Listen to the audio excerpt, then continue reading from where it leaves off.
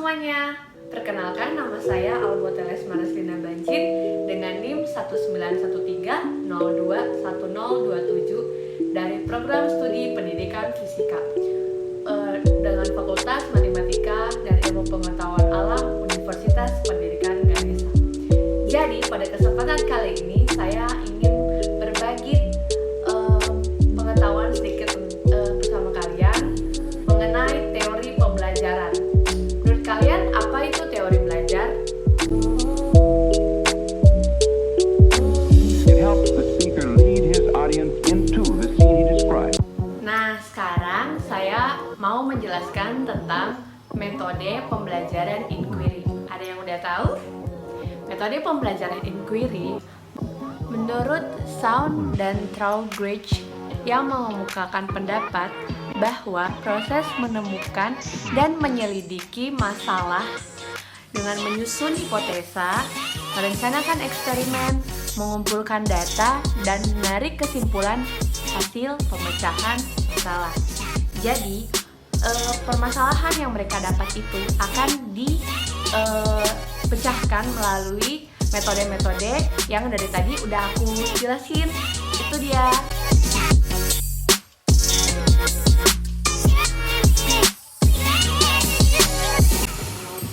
Nah, di sini Albo memiliki cuplikan video tentang pembelajaran inquiry secara sederhana. Yuk kita nonton sama-sama. Ini dia. Check it out. Hai semua, di video ini akan dibahas strategi pembelajaran inquiry. Selamat menyaksikan. Kenapa hasil belajar siswa rendah? Itu dikarenakan motivasi belajar siswa berkurang, pembelajaran yang berpusat pada guru menyebabkan siswa menjadi kurang aktif. Untuk mengatasi masalah tersebut, maka diperlukannya strategi pembelajaran. Strategi pembelajaran adalah perencanaan yang didesain untuk mencapai tujuan pendidikan. Jadi, apa itu strategi pembelajaran inquiry? Jika dilihat dari arti katanya, inquiry artinya penyelidikan dan pemeriksaan. Jadi, strategi pembelajaran inquiry adalah strategi pembelajaran yang menekankan proses berpikir kritis dan analitis untuk mencari serta menemukan pengetahuannya sendiri. Karakteristik inquiry adalah sebagai berikut. Pertama, student center atau pembelajaran berpusat pada siswa. Kedua, siswa aktif. Ketiga, ada aktivitas mencari dan menemukan. Keempat, siswa berpikir kritis dan analitis. Langkah penerapan inquiry adalah sebagai berikut. Pertama, penerimaan masalah. Kedua, pengembangan hipotesis. Ketiga, pengumpulan data. Keempat, pengujian hipotesis. Dan yang terakhir adalah penarikan kesimpulan. Selanjutnya, kita akan membahas keunggulan inquiry. Karena pembelajaran berpusat pada siswa atau student center, maka siswa menjadi lebih aktif, terlatih berpikir kritis, belajar juga lebih bermakna karena pemahaman dibangun oleh siswa itu sendiri. Selain itu, dengan menerapkan inquiry, bisa melatih, mengembangkan, dan membentuk bakat setiap siswa. Kekurangan inquiry adalah sebagai berikut. Pertama, kegiatan siswa akan sulit terkontrol. Kedua, siswa pasif akan kesulitan.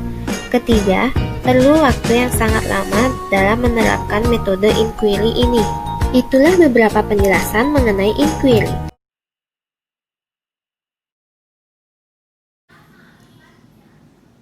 Nah, kalian udah pada tahu kan sedikit tentang metode pembelajaran inquiry. Jadi teman-teman, langkah-langkah pembelajaran inquiry itu terdiri dari 6. Yang pertama, orientasi. Yang kedua, merumuskan masalah. Yang ketiga, merumuskan hipotesis. Yang keempat adalah mengumpulkan data. Yang kelima yaitu menguji hipotesis. Dan yang terakhir, ada yang tahu? Yang terakhir adalah merumuskan kesimpulan. Jadi itu adalah langkah-langkah pembelajaran dari metode pembelajaran inquiry. Pada tahu kan? Untuk model pembelajaran inquiry itu terbagi menjadi dua, yaitu model pembelajaran inquiry deduktif dan model pembelajaran inquiry induktif. Model pembelajaran inquiry induktif adalah model pembelajaran yang penetapan masalahnya itu ditentukan sendiri oleh siswa sesuai dengan bahan atau materi ajar yang akan dipelajari. Sementara model pembelajaran inquiry deduktif merupakan model pembelajaran yang dimana permasalahannya itu berasal dari guru. Siswa dalam inquiry deduktif ini diminta untuk menentukan teori atau konsep yang digunakan dalam memecahkan suatu permasalahan itu. Nah, udah tahu perbedaannya kan? Metode pembelajaran inquiry itu memiliki ragam pembelajaran lain pada metode pembelajaran inquiry. Yang pertama yaitu inquiry sosial. Yang kedua adalah pembelajaran berdasarkan sebuah masalah. Yang ketiga, pembelajaran berdasarkan sebuah proyek. Dan pembelajaran metode diri sendiri. Selanjutnya adalah prinsip-prinsip pembelajaran pada metode pembelajaran inquiry. Dan ini terbagi atas 5. Yang pertama adalah berorientasi pada pengembangan intelektual, yang dimana tujuan utama pada model pembelajaran inquiry ini adalah pengembangan kemampuan berpikir.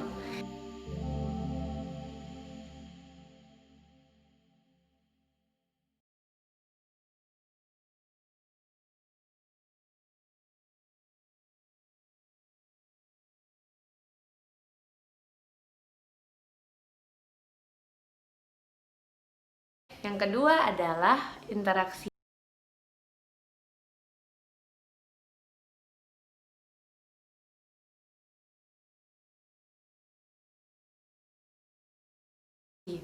Proses pembelajaran pada dasarnya adalah proses sebuah interaksi, di mana baik interaksi antara siswa dengan siswa, siswa dengan guru, bahkan siswa dengan lingkungannya itu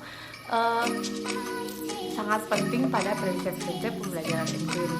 Yang ketiga adalah bertanya. Peran guru yang harus dilakukan dalam menggunakan model ini adalah sebagai penanya, di mana bertanya itu dapat mengembangkan sikap kritis pada siswa dengan selalu mempertanyakan segala fenomena yang ada. Yang keempat adalah belajar untuk berpikir, di mana belajar adalah proses berpikir, yakni sebuah proses mengembangkan potensi pada seluruh otak siswa secara optimal. Dan yang terakhir adalah keterbukaan, di mana pembelajaran yang bermakna adalah pembelajaran yang menyediakan berbagai kemungkinan sebagai hipotesis yang harus dibuktikan kebenarannya secara terbuka.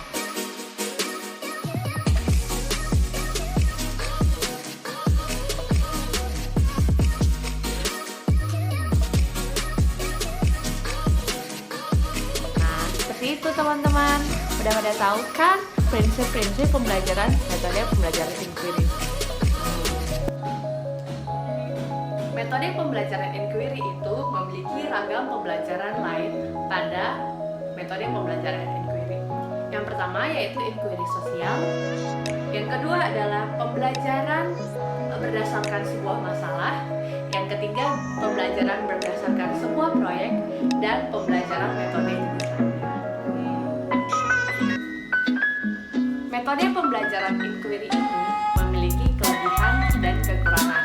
Untuk kelebihannya, yang pertama yaitu memberikan ruang kepada siswa untuk belajar sesuai dengan gaya belajar, sesuai dengan kebutuhan dan keinginan mereka.